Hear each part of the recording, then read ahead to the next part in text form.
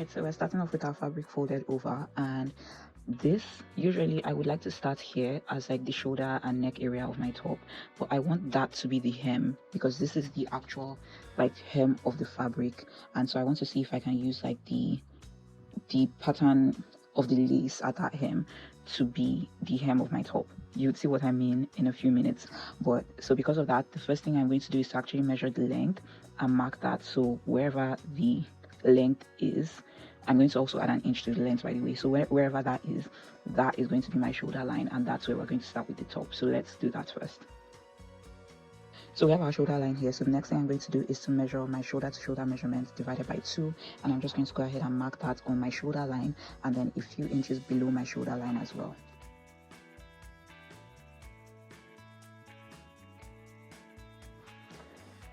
Okay, so now that has sort of created this line that we have there, and at this point I'm going to mark 1 inch because the shoulder line is supposed to be slanted, so I'm going to mark 1 inch there. And then next thing I'm going to do is to create my neckline. So for this top, I wanted to do a turtleneck, but my concern was that maybe a turtleneck might be, because it doesn't have a zipper or anything, might be hard to get into and out of. So I'm going to create sort of like a tiny turtleneck, but not so much of a turtleneck. It's not going to have like the collar that a turtleneck would have. Just let me describe what I mean. So for the width of my neck, I'm going to mark 3.5 inches first of all. And then I'm going to connect that 1 inch mark that we made there to that mark up here. So it's going to create that slanted shoulder line. Now for the neck, I'm going to kind of slightly come up, so you can see that the mark that I made there is a bit, I know the chalk markings are not so clear because it's lace, so the fabric doesn't hold on to markings as much as possible, but I hope I'm being clear enough.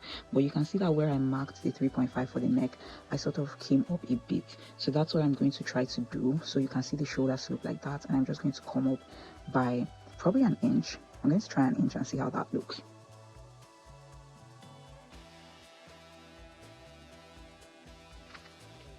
So I came up by an inch, and that's why I marked there. Then on this part at the center front, I came up by just a little under an inch. So this part is slightly shorter than that point right there. I might end up trimming it a bit down, but we'll see.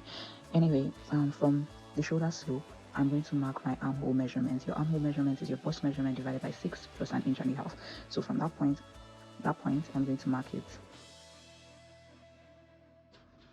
And then on that area right there, I'm going to measure my bust measurement divided by 4 plus half an inch for sewing allowance, because I want this top to be fitted, so I'm not really putting in too much sewing allowance.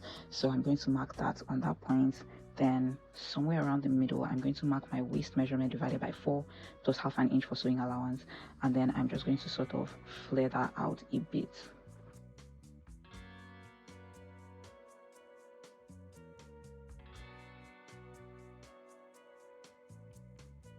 Okay, so I simply took what I have here at the bust area and I used exactly that at the hem, but at the waist you can see it's a bit smaller because I used my actual waist measurement divided by 4 plus half an inch.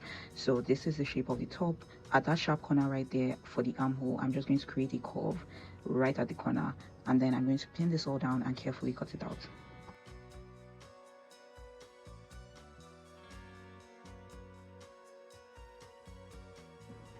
Here's what our top looks like. So this is the neck area, the shoulder, armhole, and then this is the hem. Now I'm going to trim off some of this so that we can get like the edge of the lace. I'm going to figure out how to trim that, but anyway, this is what we have. So I'm going to use this to cut the back of the top. Basically, I'm going to fold over my fabric, place this on top, and just replicate this. But I think for the back, maybe I can make the center back of the neck maybe half an inch higher than I have it at the front here. But yeah, okay.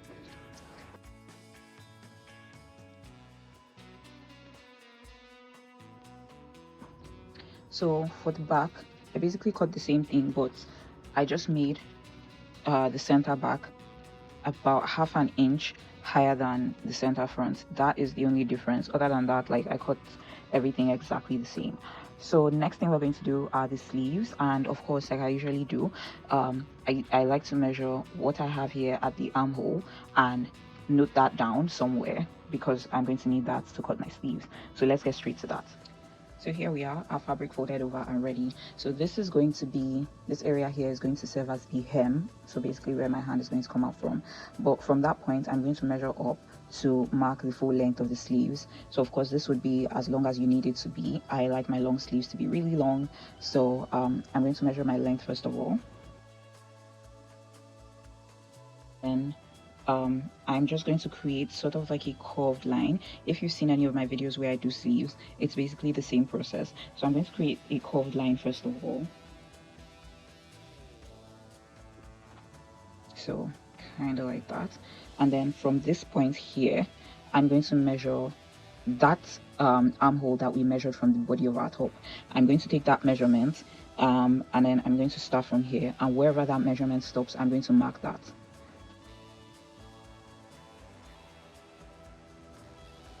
Right, so around the middle of my sleeves, I'm going to, around the middle, which is right around where my elbow should be, I'm going to mark my round elbow measurement divided by 2 plus half an inch for sewing allowance, so that will fall somewhere around here.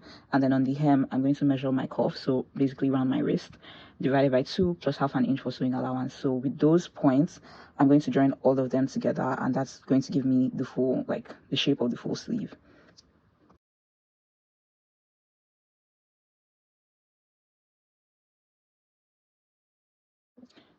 Now that I have my full sleeve, I'm going to use this to cut the second sleeve because of course they're identical twins. So yeah. And so we have all of the pieces of our top. Believe it or not, we only need these 4 pieces, the 2 front pieces, the 2 body pieces, front and back, and then the 2 sleeves. So the first thing that I'm going to do for tops like this, I like to join them at the shoulders first of all. That's why I have them laid out like this. So join them at the shoulders, and then attach the sleeves the same way you can see it laying here. Attach the sleeves to the armhole before going ahead to close the side of the top and under the arms of the sleeves. So that's what I'm going to do first. Join the shoulders and make sure that my big head can pass through the neck, and then we proceed. Here the top is, so I've sewn the shoulders and then I've attached the sleeves. So this is what we have right now, and I think it's looking good. My head can pass through the neck, so I'm good. I also went ahead to trim the hem of my top, so you can see I just loved how, like, I just wanted to create that, like, is that called a scallop? I think so, like the whole curvy thing following the pattern of the lace. But anyway, now that this is done, next thing that I'm going to do is to fold it over like a sandwich and then sew from the hem of the sleeves or the hem of the top, and sew from the hem of the sleeves or the hem of the top. Either way, it doesn't really matter as long as everything is aligned and lays perfectly. So sew from one end and then go all the way to the other end, and after that is done, I'm just going to need to figure out the hem of the sleeves and then the neckline, finishing the neckline. So let's go ahead and fold this over like that, and then let's go ahead now and sew on both sides, and we'll figure out what we're doing for the hem of the sleeves and the neckline. So I ended up making the neck just a regular round neck because I tried it on and I didn't like how the high neck looked on me, so I just ended up cutting it. But for the hem of the sleeves, I did what I did on the hem of the top as well. I just like trimmed and followed the pattern of the lace. And now for the neck, I think I'm going to do like try to achieve a lettuce hem.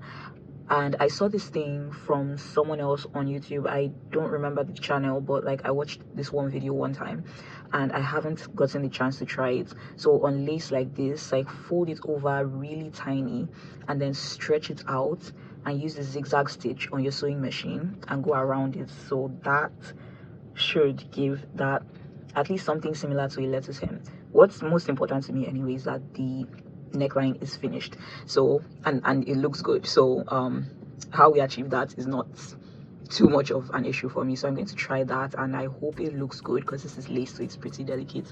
So I'm going to do that and then we would basically be done with this whole top. So yeah, here's what our finished top looks like.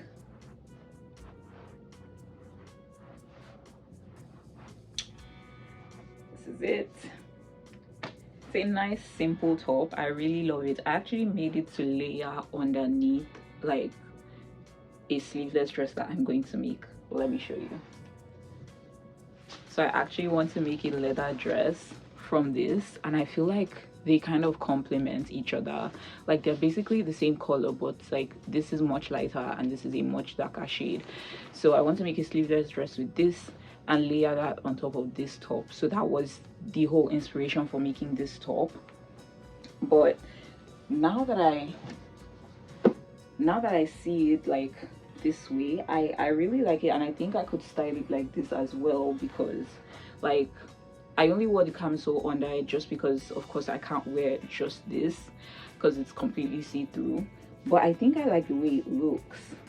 I think it looks cute. I think it looks nice, and it can be worn like this as well. I really love the top. It's nice, and it's just a simple, fun, I think beginner friendly project. Let me know what you think in the comment section, and I will see you in my next video. Thank you so much for watching.